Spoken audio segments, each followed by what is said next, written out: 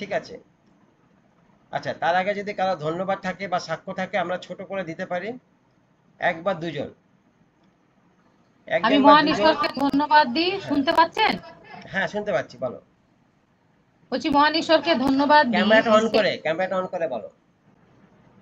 মহান ঈশ্বরকে ধন্যবাদ দিই যে সেপ্টেম্বরের 1 তারিখে আমার একটা বড় বিপদ হতে পারতো।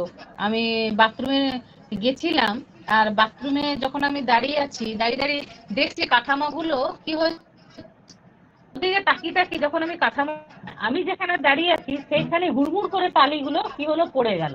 তো ঈশ্বরকে ধন্যবাদ দিই, টালিগুলো পড়ে গেল ঠিকই, কিন্তু না আমার মাথায় লেগেছে, না আমার পায়ে লেগেছে, না আমার কোনো গায়ে লেগেছে।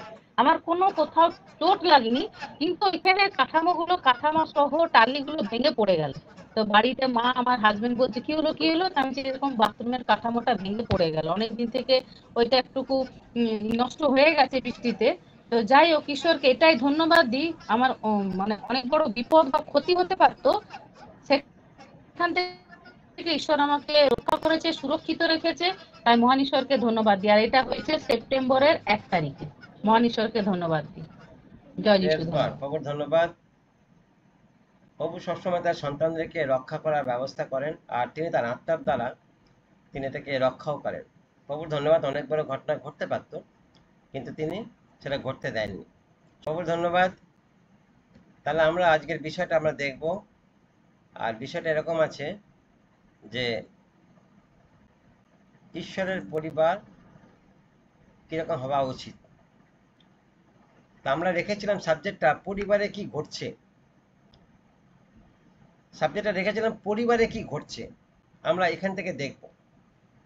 দেখো, একটা জিনিস আমরা, আমাদের বাইবেল শিখিয়েছে বা বাইবেল আমাদের দেখিয়েছে যে সময় অনুসারে প্রত্যেকটা মানুষ বা পৃথিবীতে যখন কেউ জন্ম নেয়, প্রত্যেকটা মানুষ একটা পরিবারের মধ্যে জন্ম নেয়, এবং সেখানে একটা মা থাকে, বাবা থাকে, আর ঈশ্বর তাদের মধ্যে একটা নবজাত শিশুকে পৃথিবীর মধ্যে নিয়ে আসে। আর যার যেরকম জন্ম হবার কথা, সে সেরকম পরিবারে জন্মায় না। কেউ রাজার ঘরে নিচ্ছে, কেউ মিডিল ক্লাসে নিচ্ছে, কেউ গরিব ঘরে নিচ্ছে। তো এটা ধারাবাহিক চলে আসছে। এটা আজ থেকে না, যবে থেকে মানব সৃষ্টি শুরু হয়েছে তবে থেকে এইভাবেই চলে আসছে, আজও সেইভাবে হচ্ছে। আর প্রত্যেকটা মানুষের কাছে বলছে সেই জন্যে একটা পরিবারের গুরুত্ব আছে, বা তারা যাদেরকে থেকে বড় হয়েছে, মা বাবা যাদেরকে থেকে বড় হয়েছে, তাদের কাছে তাদের একটা গুরুত্ব আছে। আর প্রত্যেকটা সমাজে বলছে পরিবারের একটা গুরুত্ব আছে, কারণ অনেকগুলো পরিবার নিয়ে একটা সমাজ বা একটা গ্রাম তৈরি হয়। তাহলে বলছে পরিবার সবসময় গুরুত্বপূর্ণ জায়গা। আর যদি এই পরিবারই যদি সেই জায়গা মেনটেন করতে না পারে, তাহলে দেখো চেন ওয়াইজ সমাজ বিগড়ে যাবে, পরিবারটা ভাঙবে, সমাজ বিগড়ে যাবে, শিক্ষা বিগড়ে যাবে, দেশ বিগড়ে যাবে, রাজ্য সব পরপর পরপর বিগড়ে যাবে। তাহলে বলছে পরিবার এটা অনেক বড় ইম্পর্টেন্ট। পরিবার প্রত্যেকটা মানুষের কাছে এটা অনেক বড় ইম্পর্টেন্ট। একটা পরিবার যদি ঠিক থাকে, তাহলে পরিবেশ ঠিক থাকে। তাহলে ধরো একটা গ্রামে 10টা পরিবার আছে, আর এই 10টা পরিবারই যদি ঠিক আছে, তাহলে গ্রাম খুব ভালো, গ্রামের সব কিছু ভালো, রাস্তাঘাট, আলো, সব কিছু। কিন্তু যদি একটা পরিবার, গ্রামের মধ্যে তো 10টা পরিবার আছে, একটা পরিবার ভালো আর 9টা পরিবার খারাপ, তাহলে সেই গ্রামে গন্ডগোল আছে, সেই গ্রামে শিক্ষার গন্ডগোল আছে, পরিবেশের গন্ডগোল আছে। তাহলে বলছে পরিবার সব সমাজের ইম্পর্টেন্ট, খুব একটা গুরুত্বপূর্ণ জায়গা। তাহলে বাইবেল বলছে, বা আমরা দেখতে পাচ্ছি এটা, যত সময় যাচ্ছে সারা পৃথিবীতে বলে পরিবার খুব দ্রুত পরিবর্তন হচ্ছে। পরিবার খুব দ্রুত পরিবর্তন হচ্ছে। কিরকম? যদি আজকের তুলনায়, যদি আজকে আমরা 30 বছর বা 40 বছর পিছনে যাই, সেই সময়কার পরিবার আর এখনকার পরিবার দেখবে দুটোর মধ্যে অনেক পার্থক্য আছে, অনেক অনেক পার্থক্য আছে। একটা সময় এরকম পরিবার ছিল, একান্নবর্তী পরিবার। দেখবে এখন টিভি সিরিয়ালে এগুলো দেখতে পাওয়া যায়। টিভি সিরিয়ালগুলো এই একান্নবর্তী পরিবারকে নিয়ে সিরিয়াল বানায়। কাকা, জ্যাঠা, মাসি, দিদিমা, দাদু, এই সবাইকে নিয়ে একটা পরিবার নিয়ে একটা ঘটনা ঘটায়, তারপর একটা পরে একটা এপিসোড তৈরি হতে থাকে, আর মানুষ এগুলো দেখতে ভালোবাসে। কারণ একান্নবর্তী পরিবার বলছে একটা জমজমাট, সবসময় একটা হইচই, অনেক লোকের আদান প্রদান, কথাবার্তা, সম্পর্ক, নানা রকম বিষয়ে কাজকর্ম, সবাই ব্যস্ত। একান্নবর্তী পরিবার, অনেক রয়েছে সেখানে লোকজন। তাহলে বলছি একটা সময় এরকম ছিল। যাই হোক, পরিবার বলছে এখন যেটা দেখতে পাচ্ছি যে যত সময় যাচ্ছে বলছে পরিবার দ্রুত পরিবর্তন হচ্ছে, খুব তাড়াতাড়ি পরিবার খুব পরিবর্তন হচ্ছে। আজকের তুলনায় আগেকার দিনে পরিবারগুলো এই জন্য বৃহত্তর হতো, কিন্তু এখন সেইগুলো ছোট হয়ে যাচ্ছে, ছোট ছোট পরিবার হয়ে যাচ্ছে, মা বাবা সন্তান। কারণ এখন মানুষ অত বড় পরিবার নিয়ে ক্যারি করতে পারছে না। কেন করতে পারছে না?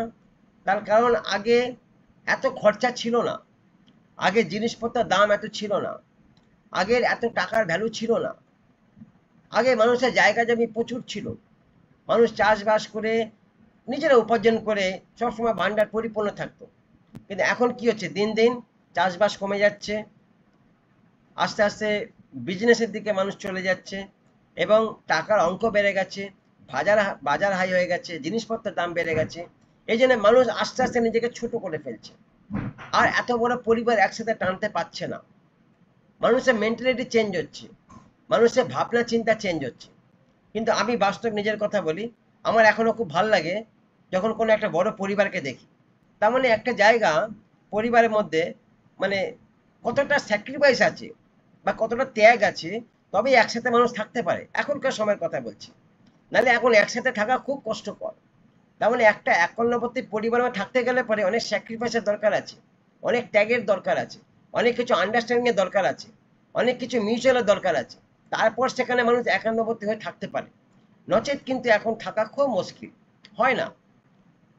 তা এখন একটা জায়গা দেখতে পাচ্ছি আস্তে আস্তে পরিবার হচ্ছে ছোট হয়ে যাচ্ছে। আর একটা ট্রেন্ড এখন উঠেছে যে বেশিরভাগ গ্রামের লোকরা এখন শহরের দিকে চলে যাচ্ছে। যারা নিউ জেনারেশন, যারা শিক্ষা দীক্ষা নিয়ে বড় হয়েছে, যারা একটা জব পেয়েছে, সরকারি জব বা কোনো চাকরি পেয়েছে শহরের দিকে, এবং তারা একটা মেন্টালিটি চেঞ্জ করছে যে আমি শহরেই থাকবো। আমি একটা, যখন তার নিজের পরিবার তৈরি হচ্ছে তখন সে আর গ্রামে থাকছে না, সে শহরে গিয়ে বসতি করছে, তার সমস্ত কিছু শিফটিং শহরে গিয়ে হয়ে যাচ্ছে। তার মানে আস্তে আস্তে এরকম একটা ট্রেন্ড দেখা যাচ্ছে যে মানুষ গ্রাম ছেড়ে শহরের দিকে চলে যাচ্ছে, এবং সেখানে গিয়ে সেখানে তারা পরিবার তৈরি করছে। তার মানে আস্তে আস্তে কি হচ্ছে, মানুষ আপডেট হয়ে যাচ্ছে, গ্রামের পরিবেশ আর গ্রামের পরিবেশ থাকছে না। হয়তো কাকা জ্যাঠার পরিবার অনেক ওল্ড, যারা তারা একটা জায়গা মেনটেন করছে, কিন্তু নতুন জেনারেশন, তাদের যে ছেলে মেয়েরা, তারা মেনটেন করতে পারছে না, তারা এগুলো পছন্দ করছে না। তারা একটা নতুন আপডেট, একটা নতুন ট্রেন্ড তারা শুরু করছে যে আমাদের গ্রাম না, আমরা শহরকে বেশি ভালোবাসি। আর এই কারণে পরিবার ছোট হয়ে যাচ্ছে, আর আস্তে আস্তে পরিবার নষ্ট হয়ে যাচ্ছে, এই একটাই কারণে। সেই জন্য দেখবেন এখন অনেক জায়গা মা বাবা যখন বৃদ্ধা হয়ে যায়, যখন মা বাবা বুড়ো হয়ে যায়, তখন ছেলে মেয়েরা মা বাবার প্রতি যত্ন নেয় না, মা বাবাদের প্রতি তাদের সেই দয়া মায়া ভালোবাসা প্রেম থাকে না। কারণ কালচার চেঞ্জ হয়ে যাচ্ছে, পরিবেশ চেঞ্জ হয়ে যাচ্ছে, শিক্ষা চেঞ্জ হয়ে যাচ্ছে, ওই জন্য চিন্তা ভাবনাও চেঞ্জ হয়ে যাচ্ছে। এই জন্য গ্রামের একটা পরিবেশের মধ্যে একটা একটা একতা আছে, এটা 100% এখনো গ্রামের পরিবেশের মধ্যে একটা একতা আছে, একটা মিলন আছে, একটা আপনাপন, হিন্দিতে বলে আপনাপন, মানে নিজের মতন একটা জায়গা। তাহলে বলছে এটা কেন, বা এটা কখন মানে কেন হচ্ছে, এটা ওই একটাই কারণ যে কিছু কিছু জায়গা এখনো মানুষ ওই জায়গাটাকে মেনে নিতে পারছে না। যারা মেনে নিয়েছে তারা কিন্তু ছেড়ে চলে গেছে, বা সেই পরিবার ছোট হয়ে গেছে। কিন্তু যারা মেনে নিতে পারছে না, তারা কিন্তু ওই পরিবেশটাকে ধরে রেখেছে। ওই একান্নবর্তী পরিবার, একসাথে থাকবো, একসাথে খাবো, একসাথে আনন্দ করবো, সবকিছু একসাথে, এই জায়গাটা এখনো ধরে রেখেছে তারা। কিন্তু ওই যেটা বলছিলাম যে বেশিরভাগ জায়গায় এখন এটা দেখা যাচ্ছে, যেটা নতুন ট্রেন্ড এসছে, যে মানুষ গ্রাম ছেড়ে তারা শহরকে বেশি পছন্দ করছে। আর তার একটাই কারণ, যেহেতু তারা সার্ভিস বা চাকরি করার জন্য শহরে আসছে, আর সেখানে তারা যখন তাদের মন বসে যাচ্ছে, তখন তারা গ্রামের পরিবেশ ভালো লাগছে না, তারপর তারা বিয়ে শাদী করে সেখানে থাকছে। আর এই কারণে বলছে পরিবার ছোট হয়ে যাচ্ছে, আর বলছে এর জন্য সমস্যা বেড়ে যাচ্ছে, এর জন্য পরিবারের মধ্যে বলছে সমস্যা বেড়ে যাচ্ছে।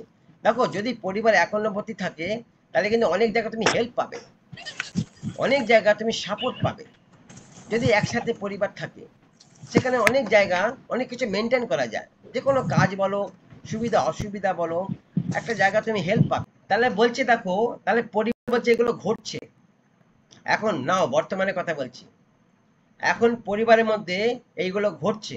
তার মানে একটা পরিবার বিশাল বড় ছিল, সেটা ছোট হতে হতে হতে এখন এমন জায়গায় ঠেকেছে মা বাবা সন্তান, এর থেকে বড় আর পরিবার খুব কম। এখন বেশিরভাগ মা বাবারা একটা থেকে দুটো সন্তান নেয়, আর খুব বেশি হলে তিনটে, এর বেশি আর যায় না। কিন্তু আগেকার যুগে মা বাবারা তুমি দেখো, আগেকার যুগে কারো 5টা সন্তান, কারো 10টা, কারো 12টা, কারো 16টা 17টা সন্তান আছে, এরকমও খবর আছে। তাহলে বলছে এখন মা বাবাদের চিন্তাধারা বদলে গেছে, পরিবেশ চেঞ্জ হয়ে গেছে, শিক্ষা চেঞ্জ হয়ে গেছে, সেজন্য তার একটা আপডেট হয়েছে যে একটা থেকে দুটো, খুব বেশি হলে তিনটে, এর বেশি আর সন্তান নিচ্ছে না, মানে নেয় না। মেবি বাজার হাই হয়ে গেছে, জিনিসপত্রের দাম বেড়ে গেছে, খরচাও দেখতে হবে, সেটা ঠিক আছে। কিন্তু বলছে আগে যখন যেটা ছিল একান্নবর্তী পরিবার, এখন সেটা আর নেই, সেটা কম হয়ে গেছে। তাহলে বলছে পরিবারের মধ্যে একটা পরিবর্তন আসছে, দেখতে পাচ্ছি যে বেশিরভাগ গ্রামের পরিবার, মানুষ গ্রাম ছেড়ে শহরে গিয়ে বসতি করছে, আর আস্তে আস্তে পরিবার ছোট হয়ে যাচ্ছে। সেই জন্য বলছে পরিবারের মধ্যে একটা চাপ আসছে, আর বহু ছোট পরিবার সেই জন্য ভেঙে যাচ্ছে। তাহলে বলছে দেখো, বড় লোকদের সাথে যেরকম হতে পারে, তাহলে মিডিল ক্লাস পরিবারের কথা চিন্তা করো। মিডিল ক্লাস পরিবার তো আরো একটা জায়গা চলে গেছে। প্লাস আর একটা ব্যাপার, যে জায়গা জমি, টাকা পয়সা, সম্পত্তি, এইগুলো নিয়েও পরিবার ভেঙে যাচ্ছে। পরিবারের মধ্যে চিন্তা ভাবনা বদলাচ্ছে, এবং সন্তানরা যেটা ছোট থেকে তারা বড় হচ্ছে একটা ভালোবাসা প্রেম নিয়ে, যেই তারা ম্যাচুরেট হয়ে যাচ্ছে, বড় হয়ে যাচ্ছে, তখন তারা এগুলো সব ভুলে যাচ্ছে। কিসের প্রেম, কিসের ভালোবাসা, কিসের মা, কিসের বাবা, কিসের সম্পর্ক। তখন একটাই জিনিস মাথায় কাজ করছে, কি না, টাকা পয়সা সম্পত্তি। আমি কত বেশি পাবো, আর কে কত কম পাবে, বা কে কত বেশি পাবে, আমি কত কম পাবো। আর এইসব কারণের জন্য পরিবারের উপর চাপ আসছে, আর এতেও পরিবার ভেঙে যাচ্ছে। তাহলে বলছে সেই জন্যে পরিবারের উপরে চাপ আসছে, আর বহু ছোট পরিবার সেটা ভেঙে যাচ্ছে। এর ফলে মানুষের মধ্যে দুঃখ বেদনা বলছে তৈরি হচ্ছে। এই কারণে মানুষের মধ্যে দুঃখ বেদনা তৈরি হচ্ছে, আর এর ফলে পরিবার ভেঙে পড়া অবস্থা, বলছে সমাজ আস্তে আস্তে ধ্বংস হয়ে যাচ্ছে, কারণ এর এফেক্ট সমাজে পড়ছে। পরিবার নিয়ে সমাজ তৈরি হয়, যদি পরিবার ভেঙে যায় তাহলে সমাজ ওরকম তৈরি হবে। সেই জন্য সমাজের মধ্যে এর এফেক্ট পড়ছে, আর সমাজও আস্তে আস্তে দূষিত হয়ে যাচ্ছে, নোংরা হয়ে যাচ্ছে। তাহলে বলছে তারা ক্ষেত্রে সবচেয়ে বড় সমস্যা হলো কেন পরিবার ভেঙে যাচ্ছে, তার মেন কারণটা আমি তোমাদের বলছি। বলছে কেন পরিবার ভেঙে যাচ্ছে, তার মেন কারণ হচ্ছে, বলছে পিতারা বা বাবারা তাদের জায়গা পালন করতে পারছে না। সব থেকে বড় সমস্যা এইটাই। বারে বারে বলছে, আর ভালো করে শোনো, কেন পরিবার ভেঙে যাচ্ছে, কেন পরিবার নষ্ট হয়ে যাচ্ছে, তার একটাই কারণ। বলছে পিতারা বা বাবারা তারা নিজেদের জায়গা মেনটেন করতে পারছে না। আজকে এই পরিবার ভেঙে যাওয়ার মেন কারণ হচ্ছে পুরুষ। পুরুষ হচ্ছে মেন কারণ। ঈশ্বর পুরুষকে সবসময় হেডশিপ দিয়েছে। পুরুষ হচ্ছে বাড়ির কর্তা বা নেতা বলতে পারো, বা হেড। একটা পুরুষের সিদ্ধান্তই ফাইনাল সিদ্ধান্ত। একটা পুরুষ ঠিক করবে তার পরিবার কেমন থাকবে বা কেমন থাকবে না, এটা একটা পুরুষের সিদ্ধান্ত। কিন্তু যদি পুরুষ সেই জায়গা ঠিক না থাকে, তাহলে অবভিয়াসলি সেই পরিবারে কোনো ঠিক থাকবে না, পরিবার ভেঙে যাবে। তাহলে বলছে একটা পরিবারের মধ্যে প্রভাব বিস্তার কি করে হচ্ছে, বলছে তার বাবা বা পরিবারে যে পিতারা আছে বা পুরুষরা আছে, তারা সেই জায়গা, তাদের জায়গা মেনটেন করতে পারছে না, বা তারা পরিবার গঠন করতে পারছে না। দেখো এই জন্যে বলছে পরিবার ভেঙে যাচ্ছে। তাহলে দেখো পরিবার ভেঙে যাচ্ছে কয়েকটা পয়েন্ট, কি কি কারণে পরিবার ভেঙে যাচ্ছে। দেখো 1 নম্বর হচ্ছে পরিবার দ্রুত পরিবর্তনশীল হচ্ছে। পরিবার দ্রুত পরিবর্তনশীল হচ্ছে, তার মানে পুরুষরা এখানে মেনটেন করতে পারছে না, সন্তানদেরকে সেই শিক্ষা দিতে পারছে না যে আমরা একসাথে থাকবো, একান্নবর্তী পরিবার, আমাদের এইটাই কালচার, এইটাই শিক্ষা। কিন্তু সন্তানদেরকে তারা পাচ্ছে না বলে সন্তানরা পরিবর্তন হচ্ছে, তারা পছন্দ করছে না, তারা নিজেদের মতো করে পরিবার গঠন করতে চাইছে। তাহলে বলছে মেন কারণ দ্রুত পরিবর্তনশীল হচ্ছে। 2 নম্বর, জীবনধারার চাপ। মানুষের জীবনধারা বদলাচ্ছে, মানুষের থাকা খাওয়া চিন্তা মনোভাব বদলাচ্ছে। সেই জন্য তারা পরিবার, একান্নবর্তী পরিবারের উপরে তাদের কোনো গুরুত্ব নেই, বা তারা এটাকে নিয়ে মেনটেন করতে পারছে না। তার মানে মনোভাবের মধ্যে একটা চেঞ্জ হচ্ছে, জীবনধারার চাপের জন্য তাদের মনোভাব চেঞ্জ হচ্ছে। ও কম পয়সা দিচ্ছে, আমি বেশি পয়সা দিচ্ছি, আমি কম খাচ্ছি, ও বেশি খাচ্ছি। আর এই চিন্তাধারার জন্যে বলছে একটা চাপ পড়ছে জীবনধারার মধ্যে, আর মানুষের মনোভাব চেঞ্জ হচ্ছে। 3 নম্বর, 3 নম্বর বলছে শহরের জীবনের প্রতি আকর্ষণ। পরিবারে গ্রাম্য পরিবার ছেড়ে শহরের পরিবার বেশি পছন্দ করছে, বা আমরা গ্রাম্য পরিবারে বসবাস করতে ভালো লাগে না, আমার শহর বেশি ভালো লাগে। সেখানে জাকজমক আছে, চকচক আছে, ঝিকঝাক আছে, একদম লাইটিং পুরো একদম ঝলমল করছে পুরো শহর পুরো একদম। আর গ্রাম্য পরিবার অন্ধকার, সন্ধ্যা হওয়ার পর অন্ধকার চলে আসে, মেলা মেলা এটা ম্যাটমেটে, ভালো লাগে না। শহর ভালো লাগে, শহরে ঘোরার জায়গা আছে, গাড়ি আছে, ঘোড়া আছে। তার মানে হচ্ছে একটা আকর্ষণ শহরের প্রতি। আর এটা পরিবারের প্রতি এফেক্ট পড়ছে। আর অনেক মা বাবা এটা বুঝতে পারছে না, তারা মনে করছে আমার ছেলেরা শহরে গিয়ে চাকরি বাকরি করে বড়লোক হবে, অনেক পয়সা ইনকাম করবে। আরে দেখবি একদিন তোমার ছেলে তোমাকে ভুলে যাবে। গ্রামের পরিবেশ বা যেটা পুরাতন যেটা আছে, ঐক্যবর্তী বা একান্নবর্তী যে পরিবেশ, সেই পরিবেশ আর শহরের পরিবেশ এক নয়, অনেকটা তফাৎ। তাহলে বলছে শহরে জীবনের প্রতি আকর্ষণের জন্য বলছে পরিবার ভেঙে যাচ্ছে বা পরিবার ছোট হয়ে যাচ্ছে। 4 নম্বর, 4 নম্বর বলছে পিতারা তাদের সন্তানের উপর প্রভাব ফেলতে পারছে না। এটা সবচেয়ে বড় ইম্পর্টেন্ট পয়েন্ট। পিতারা তাদের সন্তানদের উপর প্রভাব ফেলতে পারছে না, তার মানে পিতারা তাদের সন্তানদেরকে শিক্ষা দিতে পারছে না। পরিবারের সিস্টেম, পরিবারের ডিসিপ্লিন, পরিবারের আইন, পরিবারের ল, পরিবারের স্বভাব, পরিবারের পরিবেশ তারা পাচ্ছে না। কারণ সব পিতা মাতারা ছোট থেকে বাচ্চাদেরকে আদরে আদরে বাদর করে দিচ্ছে। এটা প্রত্যেক বাড়িতেই আছে। সব পিতা মাতারা ছোট থেকে বাচ্চাদেরকে আদর দিয়ে দিয়ে পুরো বাঁদর বানিয়ে দিচ্ছে। আর যখন বাচ্চা বড় হয়ে যখন ঝোলাঝুলি শুরু করে, এই ডাল থেকে সেই ডাল, এই শহর থেকে সেই শহর, এই গ্রাম থেকে সেই গ্রাম, এই পাড়া থেকে সেই পাড়া, এই তখন জ্বালা শুরু হয়ে যায়। আমার ছেলে আমার কথা শুনছে না, আমার মেয়ে পালিয়ে গেছে, আমার মেয়ে আমাকে ছেড়ে চলে গেছে। আরে কেন চলে গেছে? তোমার ছেলে তোমার কথা কেন শুনবে না? প্রবলেম কোথায়? প্রবলেম প্রথম থেকে গোড়াতেই গন্ডগোল আছে। তাহলে বলছে মেন হেডশিপ, বাড়ির যে মেন কর্তা, বাড়ির যে মেন মাথা, বলছে এটা তার দায়িত্ব। ঈশ্বর প্রথম হেডশিপ থেকে ধরবে, নারীকে পরে, আগে পুরুষকে ধরবে। কারণ ঈশ্বর পুরুষকে দায়িত্ব দিয়েছে। বাইবেল ভালো করে পড়ে দেখো, যখন এদন উদ্যানে যখন ঈশ্বর তৈরি করলো, ওখানে আদমকে দায়িত্ব দিল দেখাশোনা করার জন্য। ওখানে লেখা নেই যে হবাকে বললো, বললো আদমকে বললো তুমি এর তত্ত্বাবধান করবে। তার মানে ঈশ্বরের ঘরে তত্ত্বাবধান কে করবে? বলে পুরুষের কাজ। একটা পুরুষ তার পরিবারকে সামলাবে, তার পরিবারের সমস্ত জিনিস, সমস্ত প্রয়োজনকে মেটাবে, এটা পুরুষের কর্তব্য। তার দরকার আছে এটা, তার সবকিছু খোঁজ খবর রাখার দরকার আছে। যদি পুরুষ এই জায়গা ঠিক না থাকে, তাহলে পরিবার বিগড়ে যাবে, পরিবার ভেঙে যাবে, পরিবার ঠিক থাকবে না। তাহলে বলছে আমি আজকে ঈশ্বরের পরিবারের কথা বলছি। ঈশ্বরের পরিবারের সিস্টেম হচ্ছে এটা। জগতের পরিবার বাদ দাও, জগতে এই কালচার নেই, জগতে এই শিক্ষা কেউ দেয় না, বা জগতের শিক্ষা কেউ পায় না। তাহলে ঈশ্বরের পরিবারের মধ্যে এই কালচার আছে। ঈশ্বরের পরিবারের মধ্যে আমরা বাইবেল পড়ি, আমাদের বাইবেল এটা শিখিয়েছে যে ঈশ্বর প্রথম পুরুষের সাথে কথা বলেছিল, নারীর সাথে নয়। ঈশ্বর প্রথম পুরুষকে দায়িত্ব দিয়েছিল, এটা করবে এটা করবে না, নারীকে বলেনি। ঈশ্বর প্রথম দায়িত্ব পুরুষকে দিয়েছিল তার পরিবারকে দেখাশোনা করার জন্য, নারীকে দেয়নি। বাইবেল ভালো করে পড়ে দেখো, বাইবেলের মধ্যে সবসময় ঈশ্বর হেডশিপের মধ্যে পুরুষকে রেখেছে। কিন্তু আজকে দেখো মেন গোড়াতেই গন্ডগোল, পুরুষরাই সব মাথালায় ঘুরে বেড়াচ্ছে, পুরুষরা সব মাথালায় ঘুরে বেড়াচ্ছে, সব গলা অব্দি ডুবে বসে আছে।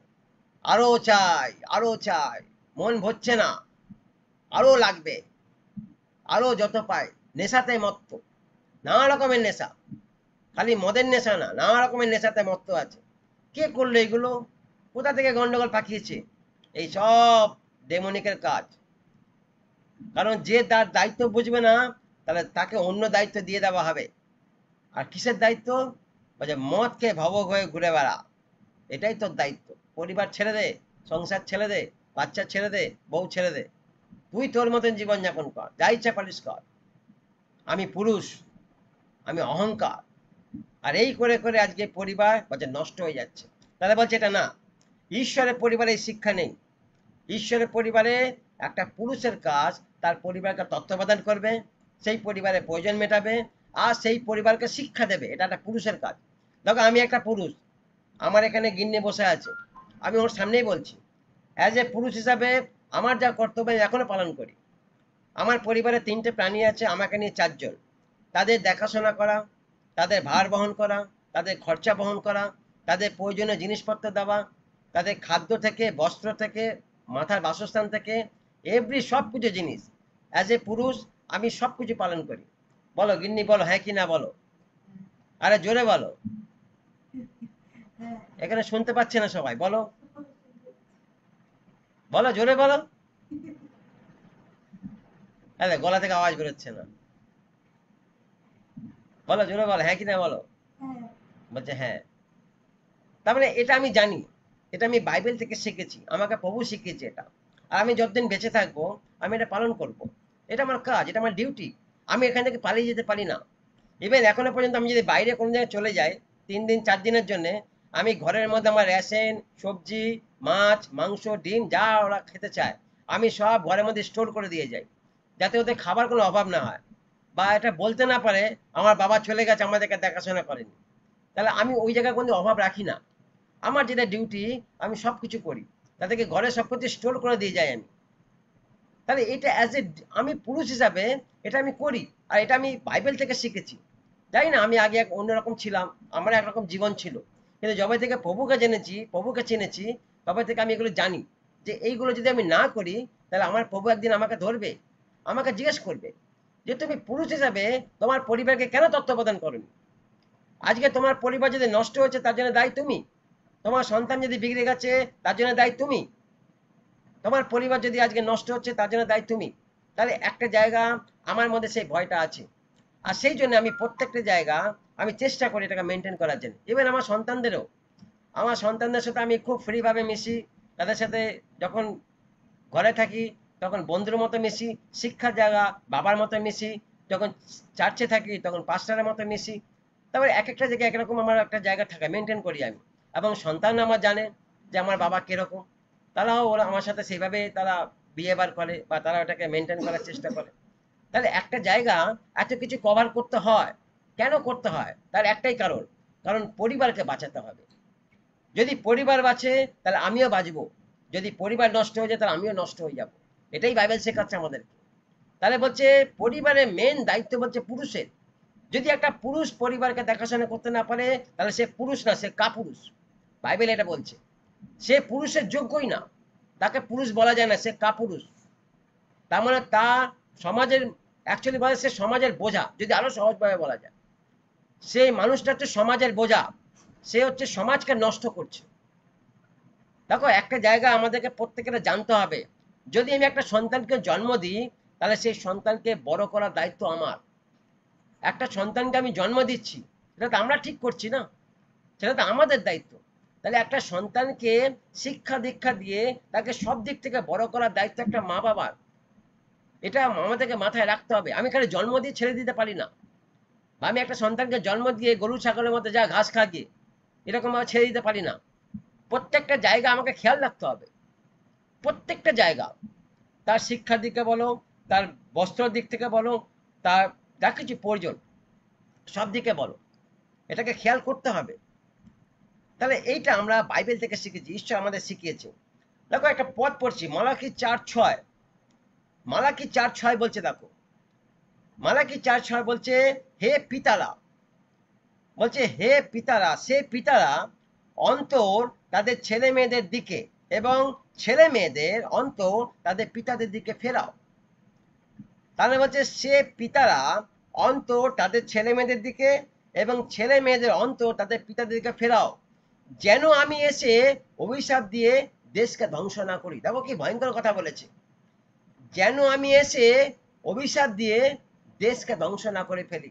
দেখো একটা পরিবার নষ্ট মানে একটা দেশ নষ্ট, একটা পরিবার নষ্ট মানে সমাজ নষ্ট। দেখো পরিবারের কত ভ্যালু আছে।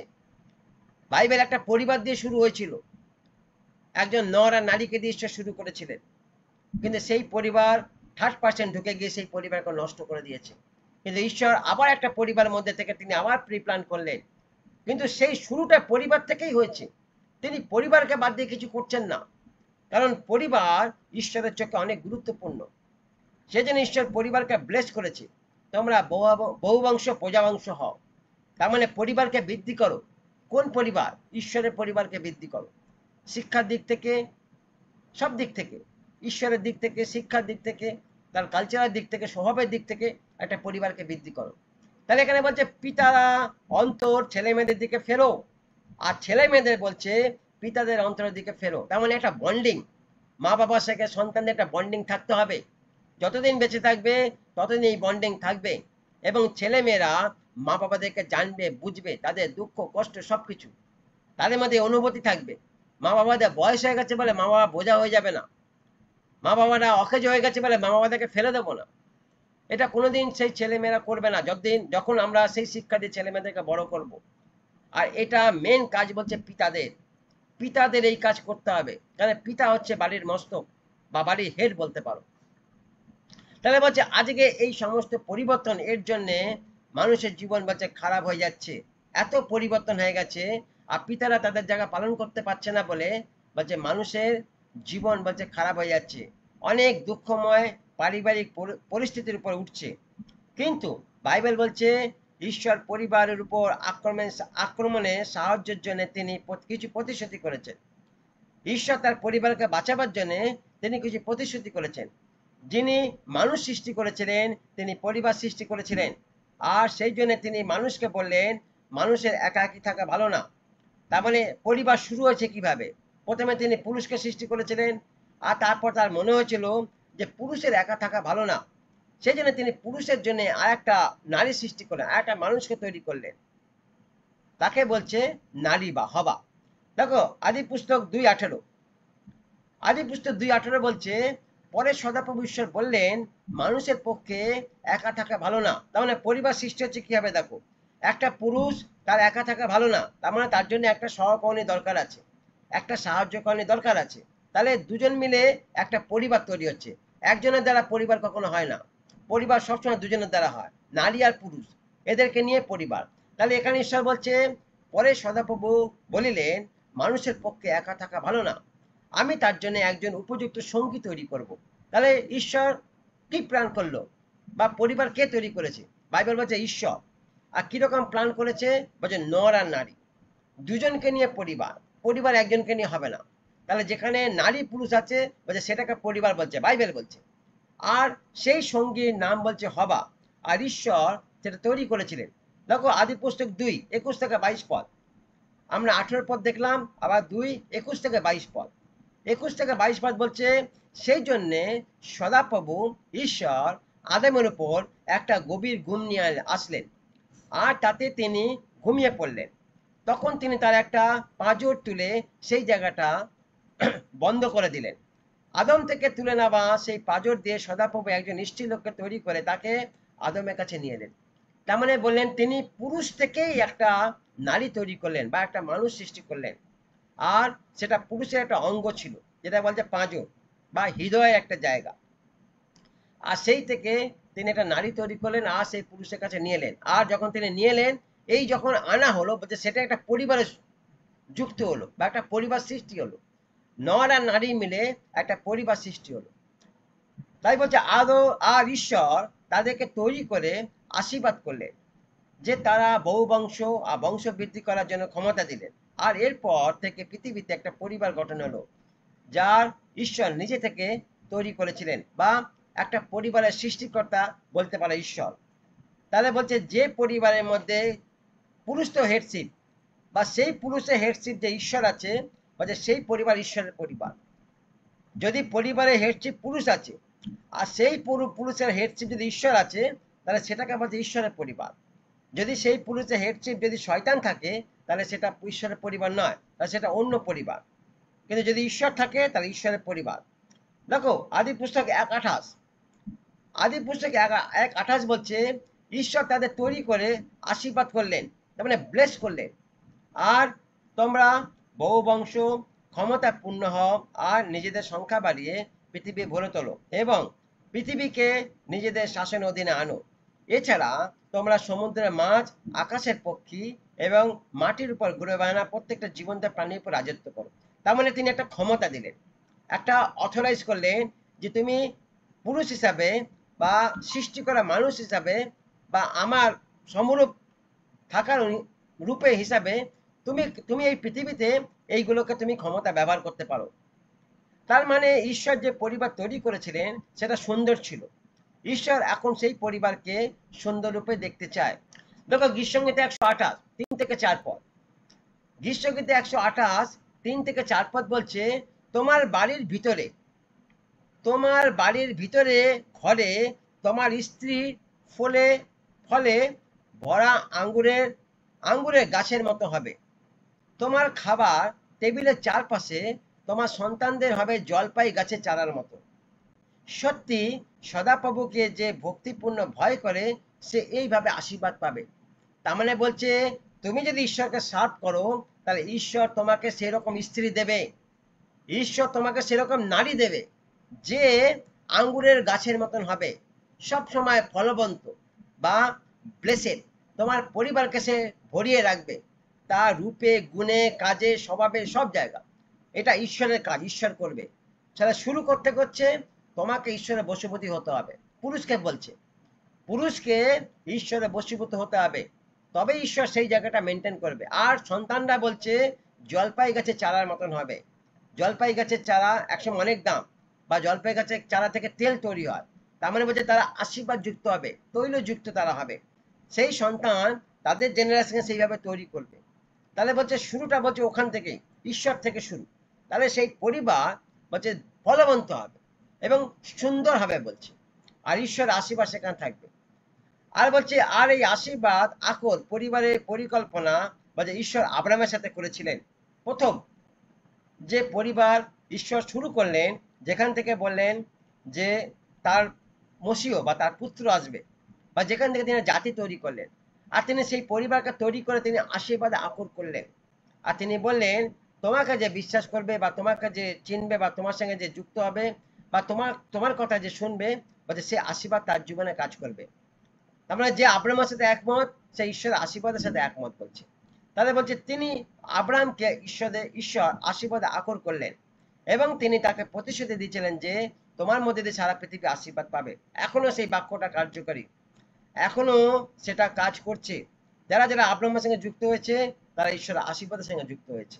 দেখো আদি পুস্তক 12 অধ্যায় 1 থেকে 2 পদ, যেখানে পদটা লেখা আছে, আদি পুস্তক 12 অধ্যায় 1 থেকে 2 পদ বলছে, পরে সদাপ্রভু আব্রাহামকে বলিলেন তুমি তোমার নিজের দেশ, তোমার আত্মীয় স্বজন, তোমার বাড়ির ঘর সবকিছু ছেড়ে তোমাকে যে দেশ দেওয়া হবে তুমি সেই দেশে যাও। তোমার মধ্যে দিয়ে আমি একটা মহাজাতি সৃষ্টি করব এবং এমন করব যাতে তোমার সুনাম চারিদিকে ছড়িয়ে পড়ে আর তোমার মধ্যে দিয়ে লোকে আশীর্বাদ পায়। তাহলে এটা ছিল প্রথম ঈশ্বর যে জাতি যে পরিবার তৈরি করলেন, যেটা বলতে আশীর্বাদ যুক্ত, এখান থেকে তৈরি হল। তাহলে এখানে আমরা একটা মুক্তির পথ দেখলাম, পরিবারকে আমরা কিভাবে ঠিক করা যেতে পারে। তার মানে একটা পরিবার ঈশ্বর তৈরি করেছিলেন, সেটা বিগড়ে গেছে, আবার একটা পরিবার তৈরি করলেন আব্রাহামের মধ্যে থেকে, আর সেটা সৃষ্টিকর্তা ঈশ্বর নিজে। প্রথমটাও ঈশ্বর তৈরি করেছিলেন, দ্বিতীয়টাও ঈশ্বর তৈরি করলেন, তিনি সৃষ্টিকর্তা। দেখো আবার ঈশ্বর রিঅ্যাক্টিভেট করছেন আবার পরিবারের মধ্যে থেকে সেই ব্লেসিং, সেই আশীর্বাদ, সেই ক্ষমতা। তাহলে বলছে আমরা এখান থেকে দেখতে পাচ্ছি যে একটা পরিবারে মুক্তির পথ আর পরিবার কিভাবে ঠিক করা যেতে পারে। তাহলে কি করে ঠিক করা যেতে পারে? একটা পরিবার যদি বিগড়ে গেছে ঠিক করতে হবে কিভাবে? দেখো 1 নম্বর বলছে ঈশ্বরের সাহায্যে তাকে খোঁজ করতে হবে। যদি একটা পরিবার বিগড়ে গেছে, ঠিক নেই, তাহলে সেটাকে ঠিক করতে গেলে কি করতে হবে? ঈশ্বরের সাহায্যের খোঁজ করতে হবে। কারণ পরিবার সৃষ্টিকর্তা ঈশ্বর, তুমি পরিবার নিজে ঠিক করতে পারবে না। যদি পরিবারকে ঠিক করতে হয় তাহলে ঈশ্বরকে খোঁজ করো, ঈশ্বর আসবে তোমার পরিবারকে ঠিক করে দেবে, এটা ঈশ্বরের কাজ। তাহলে একটা পুরুষের কাজ এটা। একটা পুরুষ যখন এটা ঠিক করবে আমার পরিবারকে আমি ঠিক করতে চাই, তবে তাকে ঈশ্বরের কাছে আসতে হবে, আর ঈশ্বর সেই পরিবারের সমস্ত কিছু ঠিক করবে। তাহলে প্রথম পয়েন্ট হচ্ছে ঈশ্বরের সাহায্যে খোঁজ করতে হবে। 2 নম্বর তার সাহায্যের দানে তার উপর বিশ্বাস করতে হবে। ঈশ্বর যেটা বলবে সেটা তাকে শুনতে হবে, তবে সেই পরিবার আবার নতুন করে তৈরি হবে। আর 3 নম্বর প্রত্যেককে প্রেমে ঐক্যবদ্ধ হতে হবে। স্বামী, স্ত্রী, সন্তান সবাইকে ঈশ্বরের প্রেমে ঐক্যবদ্ধ হতে হবে। যেখানে প্রেম আছে সেখানে ঈশ্বর আছে, যেখানে প্রেম নেই সেখানে ঈশ্বর নেই। ভালো করে বুঝে নাও, যে পরিবারে প্রেম আছে সেই পরিবারে ঈশ্বর আছে। যে পরিবারে প্রেম নেই সেখানে ঈশ্বর নেই, আর সেই পরিবারে ব্লেসিং আছে, যেখানে প্রেম আছে সেখানে ব্লেসিং আছে, সেখানে ঈশ্বরের কাজ আছে, সেখানে বৃদ্ধি আছে, সবকিছু আছে সেখানে। তাহলে বলছে শুরু প্রেম। তাহলে বলছে 3 নম্বর বলছে প্রত্যেককে প্রেমে ঐক্যবদ্ধ হতে হবে, এক হতে হবে, তবেই একটা পরিবার ঐশ্বরিক পরিবারে দাঁড়াবে। তাহলে পারিবারিক জীবনে দ্রুত পরিবর্তন হচ্ছে, আমরা যেটা দেখছিলাম আজকে সেটা আমরা দেখতে পাচ্ছি, আর এটা সব পিতা মাতারা দেখতে পাচ্ছে। সেই জন্যে সব পিতা মাতাকে, বিশেষ করে পিতাদেরকে একটা সিদ্ধান্ত নিতে হবে, তাদের সন্তানদেরকে নিয়ে কিছু পরিকল্পনা করা দরকার আছে। যেখানে বাইবেল বলছে যদি পিতারা হৃদয় সন্তানের প্রতি বিমুখ হয় তাহলে কষ্টকর পরিস্থিতি তৈরি হবে। অনেক পিতারা আছে যারা সন্তানদেরকে কেয়ার করে না, সন্তানদের প্রতি যত্ন নেয় না, সন্তানদের তত্ত্বাবধান করে না, সন্তানদের সাথে সময় কাটায় না। এটা সবচেয়ে কষ্টকর বিষয়, এটা সবচেয়ে দুঃখের বিষয়। যে পিতারা সন্তানদের সাথে সময় কাটায় না সে পিতার যোগ্যই না, সে পিতার যোগ্যই না। কারণ পিতার একটা কাজ সব সময় সন্তানদের তত্ত্বাবধান করা, তাদের সঙ্গে সময় কাটানো এবং তাদেরকে বেশি করে সময় দেওয়া, এটাই পিতাদের কাজ। যদি কোনো পিতা সন্তানকে সময় দিচ্ছে না, আমি বলবো সে পিতার যোগ্য না। তাহলে তুমি সন্তানের জন্ম কেন দিয়েছো? কেন সন্তানকে তুমি পৃথিবীতে নিয়ে এলে? যদি তোমার সন্তানকে পৃথিবীতে নিয়ে আসা তোমার ইচ্ছাই ছিল, তাহলে এটা তোমার জানা দরকার আছে, এটা প্রত্যেক পিতার দরকার আছে।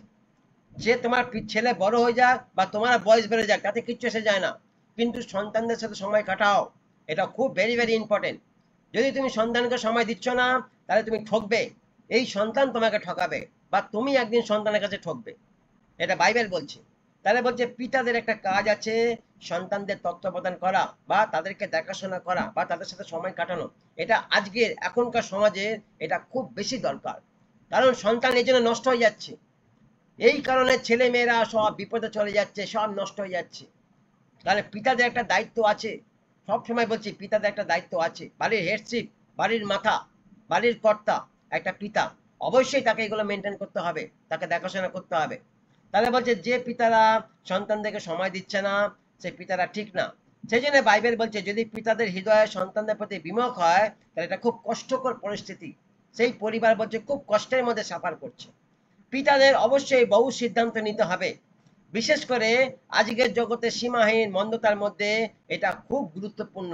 সীমাহীন মন্দতা বলছে, বলে এখন মন্দের জন্য তোমাকে ঘরে বাইরে যেতে হবে না, বলছে এখন ফোনই তোমার ঘরে চলে এসছে, যার মধ্যে মন্দ ঢুকে আছে, যার মধ্যে সমস্ত মন্দ কাজ করে।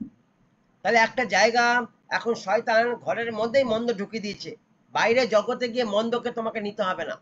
এখন এমন একটা জায়গা আমরা একটা পরিবেশে বসবাস করছি। তাহলে বলছে একটা পিতা মাতাকে অনেক সাবধান হতে হবে, অনেক অনেক, না হলে পরে বলছে একদিন ঠকতে হবে, ঠকবে। যদি পিতা মাতা সাবধান না হয় ঠকবে। তাহলে থ্যাংক গড প্রভুকে যে প্রভু আমাদেরকে এই শিক্ষা দিচ্ছে। তাহলে বাইবেল বলছে পিতার একটা দায়িত্ব আছে সন্তানদের প্রতি, অবশ্যই তার দায়িত্ব আছে, মেন এটা মানতেই হবে, অস্বীকার করা যাবে না। দেখো ইফেসীয় 6:4, ইফেসীয় 6:4 বলছে তোমরা যারা বাবা, ইফেসীয় 6:4 বলছে তোমরা যারা বাবা তোমরা তোমাদের ছেলে মেয়েদের বিরক্ত করে তোলো না। দেখো ভালো করে পড়তা পড়ো, দেখো এখানে বলছে ইফেসীয় 6:4 বলছে তোমরা যারা বাবা তোমরা তোমাদের ছেলে মেয়েদের বিরক্ত করে তোলো না, বরং প্রভুর শাসন আর শিক্ষায় তাদেরকে মানুষ করে তোলো। তার মানে বলছে প্রভুর শাসন আর শিক্ষা আছে, তার মানে একটা শিক্ষা আছে যেটা সন্তানদেরকে বিরক্ত করে দেয়, আর একটা শিক্ষা আছে যেখানে সন্তান বিরক্ত হবে না, কিন্তু সেখানে শাসনও আছে আবার শিক্ষাও আছে। তার মানে শাসন আছে বলছে, শাসন করতে হবে, কিন্তু বলছে প্রভুর শাসনে তাদেরকে শাসন করো, যে শাসনটা আমাদের শিখতে হবে। আমরা দেখবো এই ক্লাসের মধ্যে, দেখবো আমরা এই যে আমাদের ঈশ্বরের পরিবার যেটা আমরা শুরু করেছি, আজ থেকে শুরু করলাম, আমরা এর মধ্যেই দেখবো।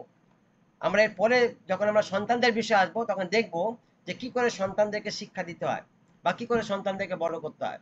তাহলে আজকে আমরা পরিবারে কি ঘটছে আমরা সেটা নিয়ে আলোচনা করছি, আর কি কারণে ঘটছে আমরা সেটা নিয়ে আলোচনা করছি। তাহলে বলছে প্রত্যেক বাবারা যারা আছে তারা যেন তাদের সন্তানদেরকে বিরক্ত না করে তোলে, বরং প্রভুর শাসন ও শিক্ষায় তাদেরকে মানুষ করে তোলে। তাহলে শিশুদের কাছে বা সন্তানদের কাছে পিতা সবসময় একজন শিক্ষকের মতন। ভালো করে শোনে এটা, শিশুদের কাছে সন্তানদের কাছে পিতা সবসময় একজন শিক্ষকের মতন। পিতা একটা শিক্ষকের মতন আলোচনা করবে, অবশ্যই সে পিতা, অবশ্যই সে বাবা, কিন্তু তার আচরণ, তার স্বভাব সবসময় শিক্ষামূলক থাকবে। সে একটা শিক্ষার মধ্যে দিয়ে সন্তানকে বড় করবে এবং তিনি তার সন্তানদেরকে প্রতিপালন করার দায়িত্ব পালন করবেন। বাইবেল বলছে ঈশ্বরের পরিকল্পনা হলো পিতারা সন্তানদের এমন শিক্ষা দেবেন যেন তারা নিয়ম শৃঙ্খলার মধ্যে নিজেদের গড়ে তুলতে পারে বা নিজেদেরকে বড় করে তুলতে পারে। দেখো হিতোপদেশ 3 অধ্যায় 11 থেকে 12 পদ, একজন পিতা একজন সন্তানকে শিক্ষা দিচ্ছে। কি শিক্ষা দিচ্ছে? বলছে বৎস সদাপ্রভুর শাসন তুচ্ছ করিও না। বৎস সদাপ্রভুর শাসন, পিতার নিজের শাসনের কথা বলছে না, বলছে সদাপ্রভুর শাসনকে তুচ্ছ করিও না,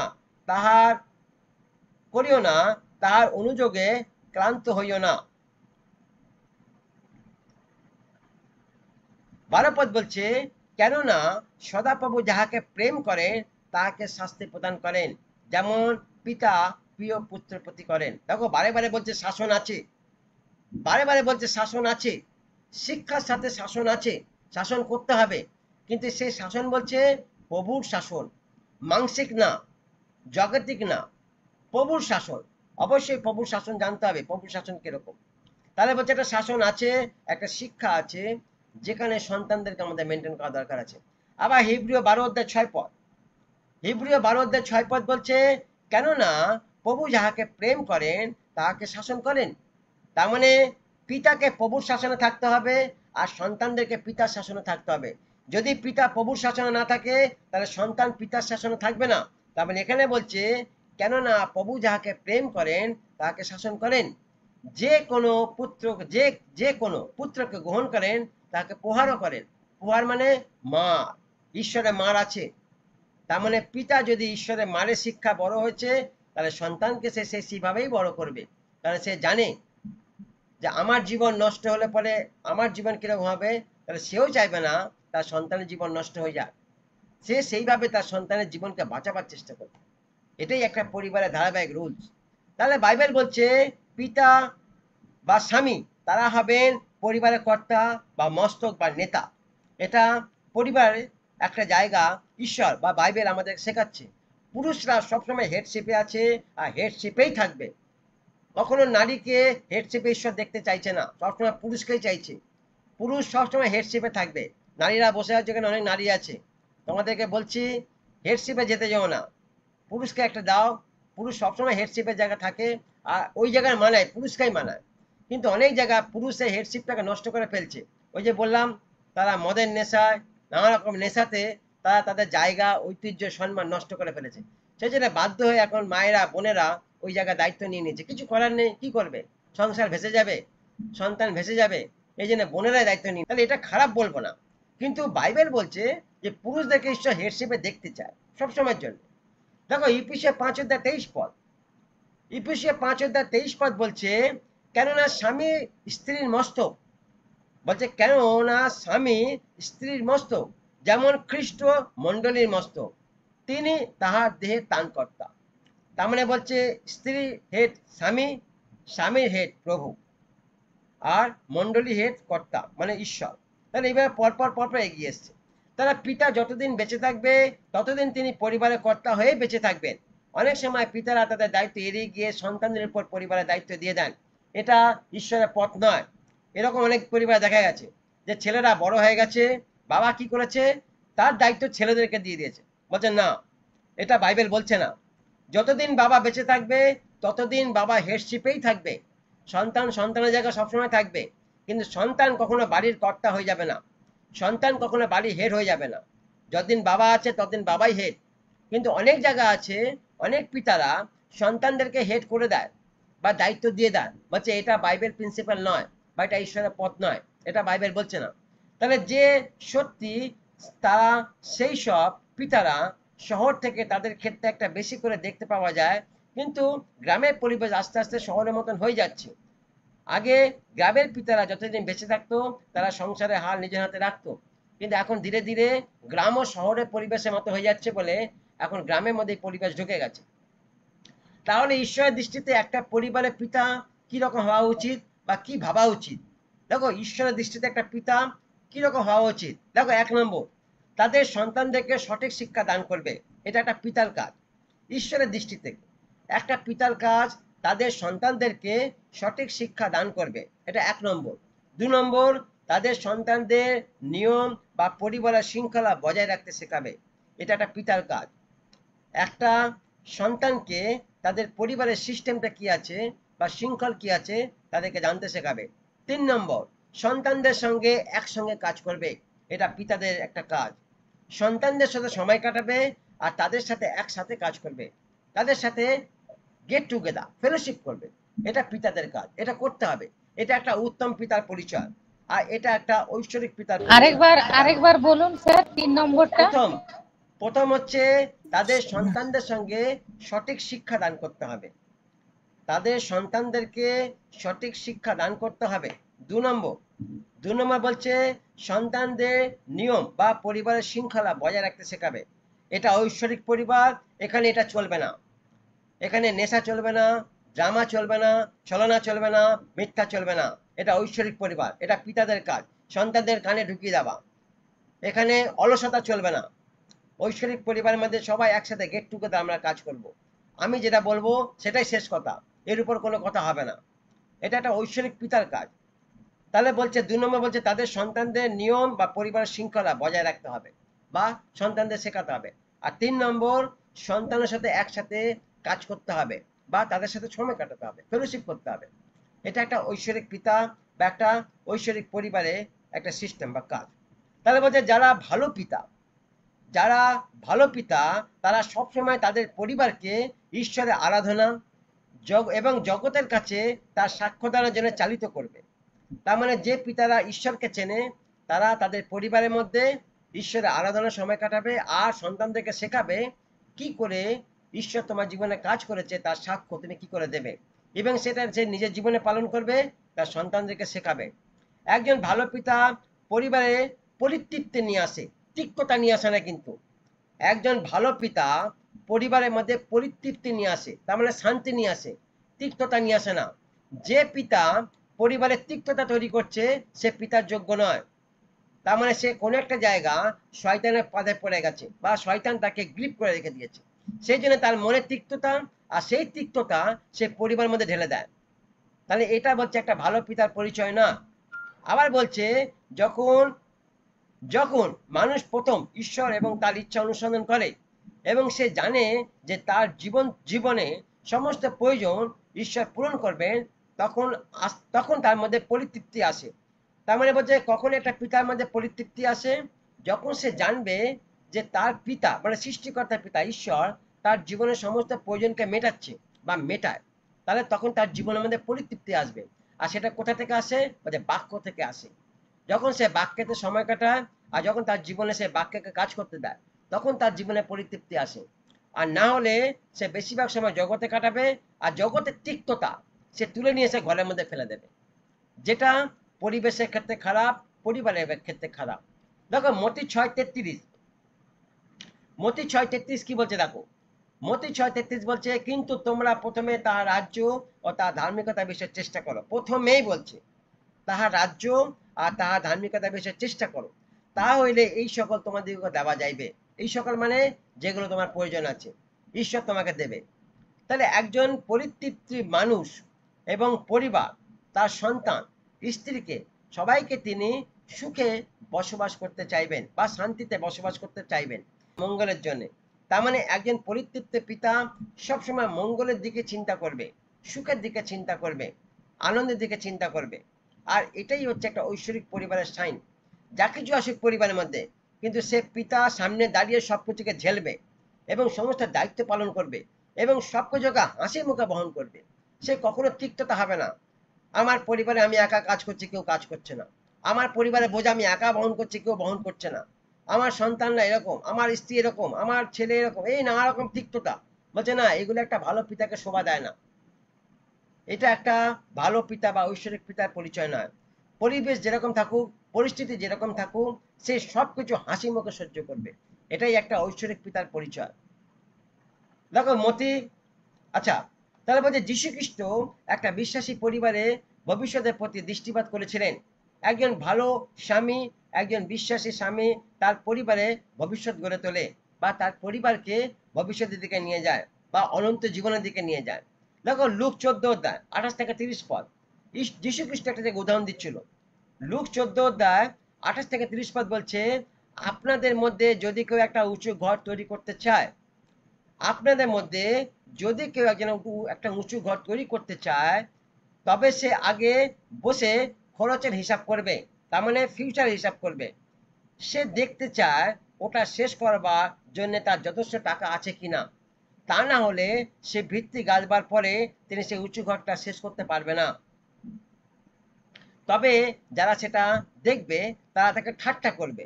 30 পদ বলছে, তারা বলবে লোকটা গাঁথতে আরম্ভ করেছিল কিন্তু শেষ করতে পারলো না। তার মানে বলছে একটা উত্তম পিতা বা একটা ঐশ্বরিক পিতার পরিচয় যে তার সন্তানদেরকে বা তার নিজের জন্য সে ভবিষ্যতে বা ওই ঈশ্বর তাকে যতদিন পৃথিবীতে বাঁচিয়ে রাখছে সেই পরিকল্পনা হিসাবে সে কাজ করবে, ভবিষ্যতের কথা চিন্তা করে কাজ করবে। আমি যতদিন পৃথিবীতে বেঁচে আছি যেন আমি ঐশ্বরিক জীবন যাপন করে যেতে পারি, বা আমার সন্তানরা যতদিন পৃথিবীতে বেঁচে আছে তারা যেন ঐশ্বরিক শিক্ষার মধ্যে দিয়ে তাদের জীবনযাপন করতে পারে। তার মানে বলছে আমি একটা পরিবার তৈরি করেছি আর সেই পরিবারের গঠন আমি তৈরি করতে পারলাম না বা সেই ঘর আমি গাঁথতে পারলাম না। তাহলে বলছে আশেপাশে যারা যারা ঈশ্বরকে জানে না, চেনে না, যখন তারা এটা জানতে পাবে তারা কি বলবে, যে এই ঈশ্বরের পথে পরিবার তৈরি করেছে কিন্তু এই পরিবারকে গঠনই করতে পারলো না, তার আগে পরিবার ভেঙে গেল বা তার আগে সেই ঘর ভেঙে গেল। তাহলে বলছে এটা নয়, এরকম নয়। তাহলে একটা ফিউচারে প্ল্যান থাকবে, একটা ভবিষ্যতে প্ল্যানিং করে একটা পিতা আগামী দিনে পরিকল্পনা করবে বা কাজ করবে। তাহলে একটা ভালো পিতার কি গুণ থাকতে হবে যদি প্রশ্ন করা হয়, দেখো এখানে দুটো পয়েন্ট আছে। এক, তিনি সবসময় পরিতৃপ্ত হতে শিখবেন এবং তা জানাবেন। তিনি সবসময় পরিতৃপ্তি মানে সবকিছুকে সহ্য করতে শিখবেন এবং তা জানাবেন। তিনি তিক্ততা হিসেবে ব্যবহার করবে না, সবসময় তিক্ততা হিসেবে ব্যবহার করবে না। তিনি পরিতৃপ্তি, সব জায়গায় তিনি শান্তিতে, আনন্দতে, খুশিতে সবকিছু মেনটেন করবে এবং তা জানাবেন। 2 নম্বর, তিনি সবসময় সব বিষয়ের মধ্যে সুখকে মানিয়ে নেবেন বা শান্তিকে মানিয়ে নেবেন। এটা একটা ভালো পিতার পরিচয় বা একটা ভালো পুরুষের পরিচয়। তিনি সব সময় সব বিষয়ের মধ্যে সুখকে মানিয়ে নেবেন বা শান্তিকে মানিয়ে নেবেন। তিনি শাসন করবেন, তিনি প্রহার করবেন, তিনি শিক্ষাও দেবেন, কিন্তু তার সাথে তিনি এইগুলোও করবেন, তিনি শান্তিতে আর সুখকে মেনটেন করবেন পরিবারের মধ্যে বলছে। তাহলে বিশ্বাসী পিতাদের একটা সিদ্ধান্ত নিতে হবে। আজকে পরিবারের মধ্যে নানা রকম চাপ সৃষ্টি হচ্ছে, তাই পিতা ঈশ্বরের নির্দেশিত পথে তাদের মানসিকতা বেছে নিতে হবে। বাইবেল বলছে পিতারা সিদ্ধান্ত গ্রহণ করুক বা পুরুষেরা সিদ্ধান্ত গ্রহণ করুক। আজকের এই মেসেজের মধ্যে থেকে পিতাদের বেছে নিতে হবে পরিবার কোন পথে যাবে, তাকে বেছে নিতে হবে কোন পথে পরিবারে গেলে পরে সন্তানরা বাঁচবে বা পরিবার গঠন হবে। এটা আজকের সিদ্ধান্ত, বাইবেল শেখাচ্ছে আমাদেরকে। এটা সিদ্ধান্ত নিতে হবে প্রত্যেক পুরুষকে, প্রত্যেক পিতাকে। দেখো জিওসিও 24 অধ্যায় 14 থেকে 15 পদ, জিওসিও 24 অধ্যায় 14 থেকে 15 পদ বলছে, তারপরে জিওসিও বলিলেন, এখন তোমরা খাঁটি অন্তরে বিশ্বস্তভাবে সদাপ্রভুকে ভক্তি করো এবং তার সেবা করো। এখন তোমরা খাঁটি অন্তরে ভক্তিভাবে সদাপ্রভুকে সেবা করো।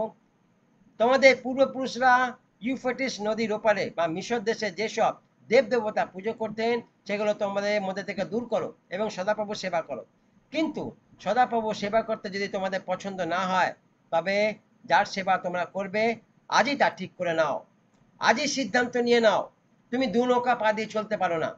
যদি ঈশ্বরের সেবা করতে চাও তাহলে ঈশ্বরের পথকে বেছে নাও আর সিদ্ধান্ত নাও আমি ঈশ্বরের পথেই চলবো। আর যদি ঈশ্বরের পথে চলতে চাও তাহলে ঈশ্বরকে যেরকম ঈশ্বর যেরকম বলছে সেটাকে মেনে নিতে হবে, সেই বাক্যকে মেনে নিতে হবে, তবেই তুমি একটা সিদ্ধান্ত নিতে পারবে। আর যদি মনে করো না ঈশ্বরের পথে চলবে না, তাহলে যার সেবা করবে তার পথে চলো, সিদ্ধান্ত নিয়ে নাও বলছে। আর তোমাদের পূর্বপুরুষরা ইউফ্রেটিস নদীর উপর থাকতে যেসব দেবদেবতা পুজো করতো তাদের সেবা করবে, নাকি যাদের দেশে তোমরা বাস করছো সেই ইমোলদিয়া দেবতাদের সেবা করবে? তবে আমি ও আমার পরিবার, এই বিষয়ে বলছে, আমি আর আমার পরিবার সদা প্রভুর সেবা করব। আজকে দিলীপ স্বর্ণকার এই কথা বলছে যে আমি আমার পরিবার সদা প্রভুর সেবা করব। অ্যাজ এ আমরা 4জন প্রাণী ঘরে আছি, এটা আমাদের সিদ্ধান্ত। আমরা যতদিন বেঁচে থাকবো আমি আমার ঈশ্বরকে সার্ভ করব, এটা আমাদের সিদ্ধান্ত। এটা জিএসের সিদ্ধান্ত ছিল। তাহলে আজকে এই সিদ্ধান্ত প্রত্যেক পরিবারকে নিতে বলা হয়েছে, প্রত্যেক পরিবার সিদ্ধান্ত নেবে যে তারা কি করবে।